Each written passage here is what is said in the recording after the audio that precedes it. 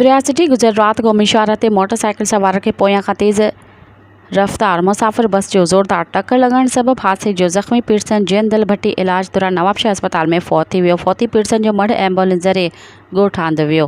इतला ते संदसि घर में रोजड़ाड़ो मची वियो। इन सिलसिले में फ़ौती पीड़ितन जे भाइटे फ़िदा हुसैन भट्टी ॿुधायो त गुज़िर राति चाचो जयंदल भट्टी पंहिंजी न्याणी ऐं ॾोहिटे सां गॾु रियासती मां दवा वठी मोटरसाइकिल ते सवार थी ॻोठु वञी रहियो हो त क़ौमी शाहराह ते ओचितो तेज़ रफ़्तार मुसाफ़िर बस पोयां खां ज़ोरदार टक्कर हयो ऐं हुन सबबि चाचो जयंदल भट्टी संदसि न्याणी राबिया भट्टी ऐं ॾोहिटी सख़्त ज़ख़्मी थी पिया हुआ।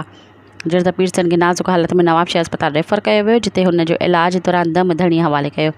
ॿिए पासे रियासती पुलिस बस ड्राइवर खे बस में तहवील में वठी छॾियो आहे, जॾहिं त वाक़े जो केस दाख़िल नाहे थी सघियो। मज़ीद ख़बरनि ऐं तफ़सीलात लाइ विज़िट कयो असांजी वेबसाइट www.awamiNewsHD.com ऐं ॾिसंदा रहो अवामी न्यूज़ HD।